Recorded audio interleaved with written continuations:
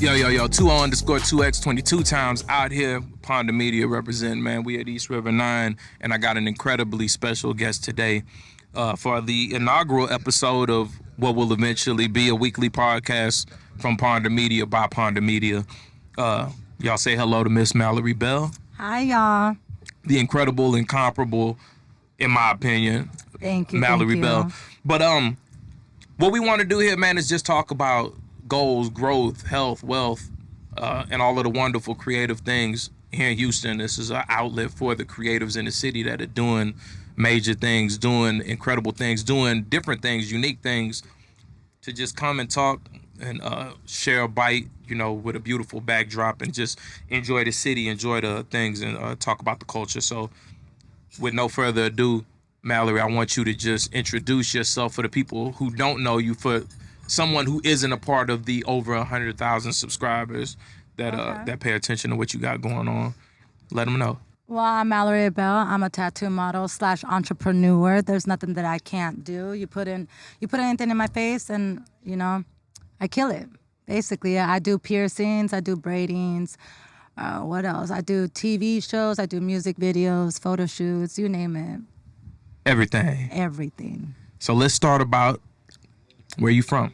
I'm from California originally. What part? San Diego. Okay, Diego. Yeah. SoCal. Oh, yeah, West Coast. Yeah, we kind of close to some Southern California weather out here today. It's not as hot Not as even. no. We don't have humidity out there. Fuck no. We had that breeze, that California breeze, like little baby said. Now, California is definitely different. How did you make the migration to Houston? Oh, long story. Basically, I came to Texas to follow my ex-husband, you know what I mean, and try to make a life here, start over again, and you know it didn't work out. And I tried to. It was an abusive relationship, and I was married with him for 12 and a half years, and I ran with my kids, and I came to Houston. I changed my legal name to my middle name, and I changed it to Mallory Bell, and bam, you know, I've been here since. Been here since. Yeah. Now, you talked about reality shows, music videos, being a tattoo model. Obviously, you have a lot of wonderful tattoos. Tell me about the first tattoo you ever got. Tell me about the most recent tattoo you've got. My first tattoo? Shit, I got it done in a motel. Like, I didn't know what the fuck I was doing. I don't even think you can even see it. I already have it covered up and everything. Okay. But I was trying to get a tattoo, a Chinese symbol. Me and this girl that we were best friends when we were little. It was a Chinese symbol standing for beauty. That motherfucker came out looking like a Christmas tree. Came out looking like a fucking Christmas tree. And, you know, I'm a Sagittarius, baby. So, you know, Let's go. Go Sagittarius. Yeah, hell yeah. I think that's one of the things that I think made the vibe with me and Mallory dope. When I met her, we met a couple weeks ago at a shoot. You tell them. And she was a Sagittarius, I'm a Sagittarius. The conversation was just fluid, and it only felt right to where if I was gonna start a podcast, or if we were gonna start a podcast, she should be the first guest, just based on the energy that she put off. So I'm gonna let you continue about the first Christmas tree looking tattoo. I thought about putting little symbols on it and stuff like that, but you know what? Put some ornaments on it. But I didn't do it. I did not do it. I rocked with it for years. I recently got it covered up like 2 years ago. Okay. Yeah. I ended up trying to do my whole back covered, and, you know, one disaster on top of another disaster. I'm just like, oh my God, you know, but don't nobody really care about my backside, you know what I mean? Okay. I mean, they say care that. about my backside, but they don't care about my back. Say that. Yeah. Okay, so the most recent tattoo. A portrait of my dad. Word. Yeah. Is that something that's visible? Yes, it is, but I'm going to have to stand up. I can stand up? Yes, please. By all means. Let me see how to do this. If y'all don't mind the ankle monitor. No, you know? show them the ankle monitor. Look, the ankle monitor, bam, don't mess with me. This is it right here. Okay. This is my father. Oh, that's dope. He was a Marine? He was a Marine. All right. He was a Marine. And that was my Jarhead. Nah, is that Marines? Damn, don't let me mess it up. Devil dogs. There we go. Shout out to all the Marines, man. I got some good close friends and family that represent that Marine Corps. Yeah. Okay, very dope. He ended up passing away through throat cancer when he went into war. And then years later, he ended up getting, he don't smoke and drink. I'm like, the fuck? Rest in peace. Rest in peace, Daddy. So what was the motivation to go the tattoo model route? Or was it just loving tattoos and having a bunch and then saying, hey, I can do that, I can be a tattoo model? Or was there someone that you looked up to that was a tattoo model that, you know, kind of compelled you to go that direction? Honestly, I think it was all the trauma that I went through in my life. You know what I mean? And I didn't realize it until one time I saw someone post that, like, damn, she went through a lot of trauma. And I wasn't even mad at that comment because I'm like, you know what? Hell yeah. Because now when I get a tattoo, that shit is fucking painful. It's so painful now. But, you know, now that I am a tattoo model, you know, so yeah, it was my trauma. And then honestly, I wasn't even a tattoo model. I was homeless, living out of my car. Whoa. Someone had hit me up and they're like, I want you to do a music video. And I'm camera shy, believe it or not. But I'm so used to it now that it's like, it's whatever. But the thing was, they offered me money. They offered me $200. And the first thing I thought about, like, damn, I can get a room, I can shower, you know, like I should be comfortable for at least a couple days and then figure it out. And ever since then, it just started coming. And then the tattoo people, like the industry, like the conventions and stuff like that, they start reaching out to me to start booking me. Really? To be their models, yeah. So I do a little bit of everything. So it really was like a snowball effect is what you've been able to experience since you got to Houston. Did it start before Houston, or was it something that whenever you got to Houston, you started to see the effects and the growth? Everything happened in Houston. Thank God for the city.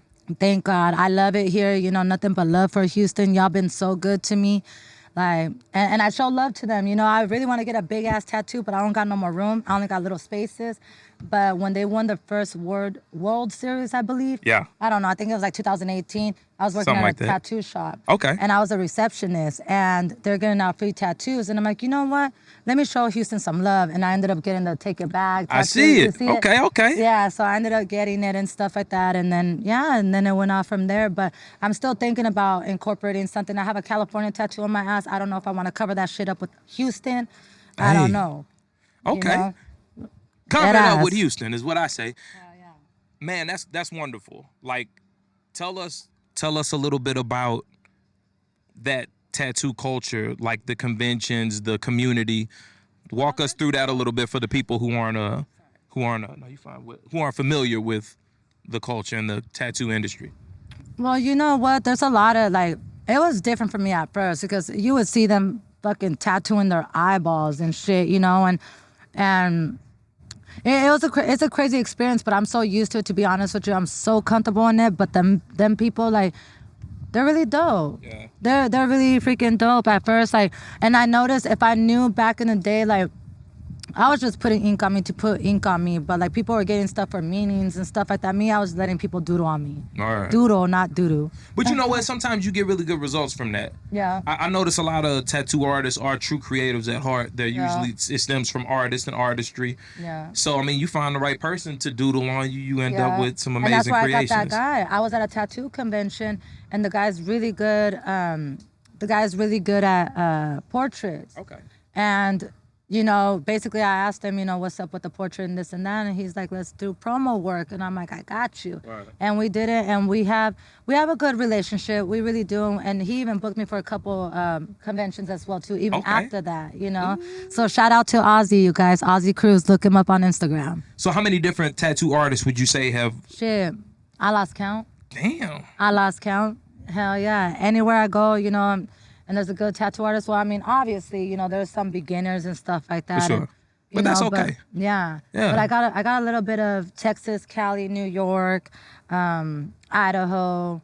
Utah. Idaho? Yeah. Thought they just had potatoes. I thought so too. It was a homemade tattoo. Tell me about the experience in Idaho, because I don't know much about Idaho. So all your travels, Idaho, tell us about your travels and the different places that you've been able to go to and some of the experiences and other places that you've been. Well, for Idaho, really, I was only there like for 2 days. You know what I mean? Okay. I was only there for 2 days. We just chilled, and my people, that's where they're from and stuff like that. And the cousin happened to do tattoos, and that's it. So I really didn't go nowhere in Idaho. There was really nothing for me to see, no offense. But there's probably nothing to see there.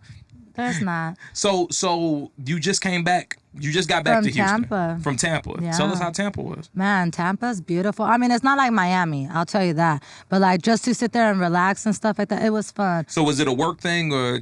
I actually went to go help a friend out. She went to go get surgery. Okay. And I was only supposed to be there a day, but I ended up staying there. I ended up picking up work there. I did a couple music videos there, you know. Word. I was networking. So let me ask you this. I want to talk about the networking aspect of what you do because, I mean, I think that's the biggest thing seeing you in motion, it's the hustle. Yeah. You talk about being an entrepreneur. Yeah. Talk about the work and staying booked. What is it that motivates you and that drives you and keeps you pushing towards a goal? And then what is that goal that you're working towards? The fear to be homeless again. So that's what motivates me. And, you know, I have some of my kids living with me that are transitioning into all of them. I have custody of my kids and stuff, but it's my kids mainly that pushes me and makes me get up and go. Word. Yeah, because I don't want them to go through what I went through. Word. And being in a car with no AC and just being off your phone, like on Netflix, like it's not cool. You know? So that's what pushes So me. providing that better life, that better future for the children. Of course. That's the best way I can force. do, yes. And that's going to make you go harder than anything. Definitely, That'll definitely. drive I'm you running like off that. of no sleep right now, so. No sleep, Texas. No sleep.